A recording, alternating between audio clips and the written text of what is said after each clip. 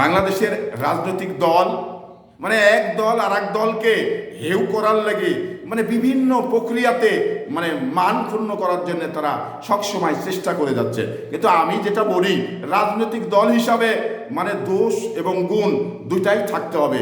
কারণ আপনি যদি ভালো নিয়েই থাকেন তাহলে খারাপের মতটা বুঝতে পারবেন না। তো এই জন্যেই ভালো মন্দ নিয়েই আপনার রাজনৈতিক দল।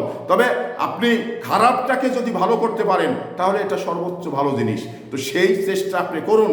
কারণ এই যে জামাত ইসলামের ভাইরা, এনসিপির ভাইরা, তারা যেভাবে বিএনপির পুরে মানে লেগেছেন বিএনপিকে মান ক্ষুণ্ণ করার জন্যে, এবার ব্যক্তিগত কারণে যদি কেউ খুন হয় তাও আপনারা বলছেন যে চাঁদাবাজি করতে, চাঁদা চেয়েছে দেয়নি, তাকে খুন করেছে।